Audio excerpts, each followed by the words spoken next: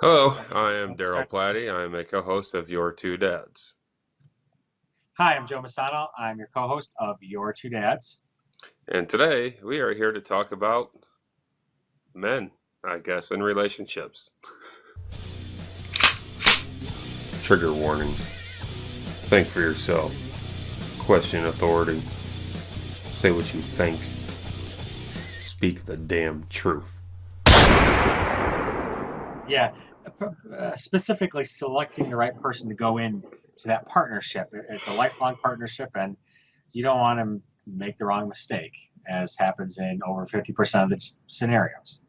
So part of this, what we're talking about is we're gonna have a little fun with it, and it's Mm-hmm. for those young guys who are thrown off those urges and maybe don't quite understand the best way to put a female in a certain category. There's something you can look it up. It's called the hot crazy scale, and it's something you got to share with. We judge women's kind of like, so let's say, from like 0 to 10. And I got my piece of paper here. I'll have to look Maybe at if it you put it later. up to the camera, we could see it. So you Yeah, got your there. hot crazy Okay. scale basically here, Okay. and this is totally plagiarized from somebody, and we'll provide the link below. And so basically, you start with a 4 because women are at least a 4 crazy, and it goes to 10, and you have your hot from 0 to 10. And so basically, what you want to do is you want to find someone you don't want to date anyone that's below a 5 hot, because you do need that attraction, and Hmm. it's not a last.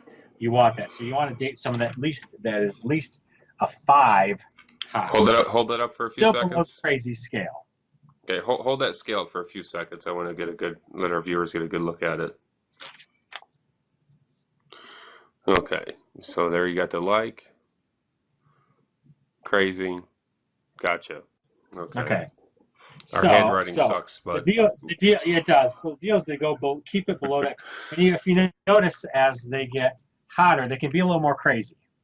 mm-hmm. Now, the problem with going above that crazy line and going above an 8, and as they get hot, is that's the no-go zone up there where that X is. You don't want to go that high, because Mm. that's where you have your, as it was worded, your redheads, your strippers, your girl's named Tiffany. Yeah, I'm married to a redhead. But for the most part, you don't want those. Those are the ones that end up getting you arrested. You don't want anything to do with that. Uh, your 5 to 8 zone, but below that crazy line, that's your fun zone. That's where you go, you date, you get to know, you have a good time with them.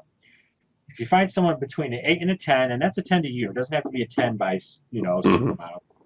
And Yeah. below the crazy zone, that's your married line. That Oh, is yeah. where you try to find someone to marry. Gotcha. Um, So, so what you're saying is for you guys out there, find someone who is hot enough to keep you turned on for a good 30, 40 years down the road, mhm. but isn't crazy enough that is either one, gonna kill you while you sleep, do Mhm. a bobbit job on you, Yeah, or make you just jump out a 10th story window.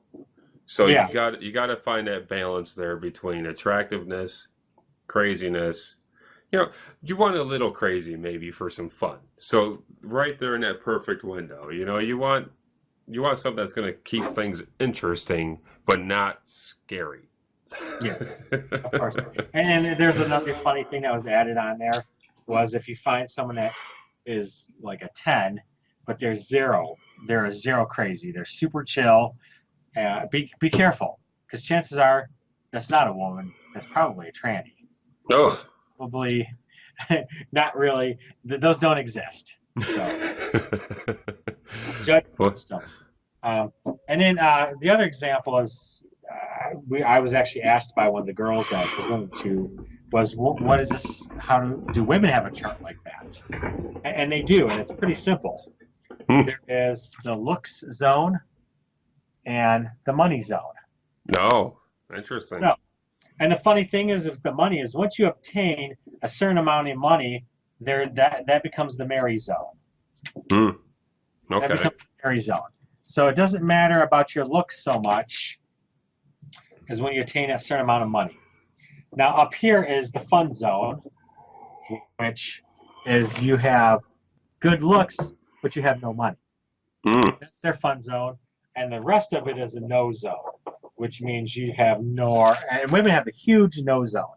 It means you have neither looks nor money, That must and have been me for. that's 80% of the guys. Because as guys, we know this. In a group of 10 guys, there is always 8 guys sitting there waiting for calls, wanting the attention, and then there's those 2 guys in the group that their phone is ringing off the hook. Their pager Man. texting's going off the hook. So That's kind of the reality of what it is. It's their game. It's not our game. what you're saying is if you're a guy who doesn't have a lot of money, who doesn't look great, and probably because of that, because he doesn't have a lot of money and he doesn't look great, he's probably not going to have a whole lot of fun. So you're just done. You got to do something. You have a high risk of sitting at home night and doing nothing. And But becoming, there's hope. There is yeah. hope. Or you could turn into a rapist. I mean, if that's your only way, or you could just pay for it with a prostitute. I mean, that's probably those type of people, because I mean, come So on, I what's mean, a guy like that do? A guy like that could sit in Hooters and leave a 40% tip and get a smiley face and think he's getting ahead. oh, that's probably the creepy guys out there, Yeah. that compliment the strippers and how good their So we want to hair is. here. If you're one of those guys that have nor looks nor money, the best thing you can do is, the dorky thing can be cute as long as you're totally okay with it, and you got to be smart and have experiences as much as possible. So at least you have rich stories. Do crazy things. Go skydiving. Go travel. So when you sit down, you have this wealth of stories and personal experiences to share. You create It also this. builds confidence, and you could, believe it or not, actually meet someone doing these things. So, and just go out there, relentless. Practice, try. Don't sit there with your beer up against the wall, holding it like a shield. On the wall. Get out there, and you're gonna look dorky. Yeah, you're gonna get blown off. Move on, reload, go to the next group. Coach, find out what works, what responds. Realize when you're talking to a group of people, you're talking to 5 people or 3 people or 2 people. If it's a guy and a girl or a guy and 3 girls, recognize the guy, go right up to the guy, shake their hand. Hi, how's it going? You might be their brother or their coworker or something, but Right. have some social awareness of when you go out. Don't just focus in on one girl and ask for a number 2 minutes later. Now, what about the aspect as far as acting non-interested and playing that whole I don't care, about you? I just wonder if that works at all. If you could pull off the gay thing, like you're so cool, I'd love you if I weren't gay. You can't be like desperate's like a wounded animal, and it's sensed in a second. Yeah, that sure is. You can't really, you open the door for someone. Oh, I'm gonna get laid now. You actually can't come out. Just be yourself. Go out to have fun. You can't have expectations. The second you have expectations, and then you'll lose. And the other thing too is like Jerry Seinfeld said, leave when you're on top. When you have a great conversation, you're getting the John Elway effect. You just to say, hey, my friends are waiting for me. I kind of came out to hang out with them, but if it's number exchange time, that's great. But if it's not, just book out of there. You might run into them later on. Chances are you will run into them like, hey, you again. Yeah.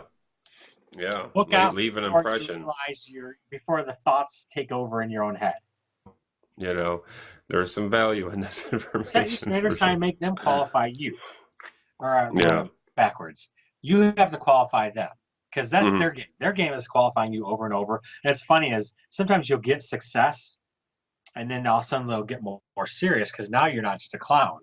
And part of it is just always keep them in a position where, hey, what's your deal? Well, I mean, not every guy is going to have a family. Not every guy is going to have kids. But, I mean, come on. Every guy, I don't care if you're straight or gay, every guy wants to have a relationship, physical relationship with another human being. Yeah. you know. And So that'd be there's our advice to certain those things that you guys. have to, like you're saying, it seems like there's certain things that you have to offer, you know, you know, or certain things that you have to show that you're worthwhile for the attention. Well, that's what it comes Okay, down they're to, attraction. interesting. I want to talk to them a little bit more, or they're financially secure, so they must have some sort of level of status. You know, you got to Well, have some sort of air about you. yeah, and attraction. That's the thing, is attraction is not. You don't just like do this, do this, do this, and you have it. Hmm. The best thing you can do, especially if you're an older guy, is work on yourself. Be Yeah. successful, have your own adventures, your own stories. Attraction is like come along. It's like a bait pile.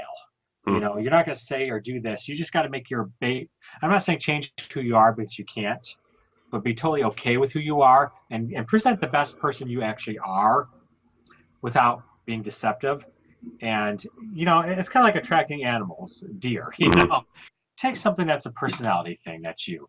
My shirt, your There shirt, you go. which Yeah. would have been Yeah. better for the last discussion.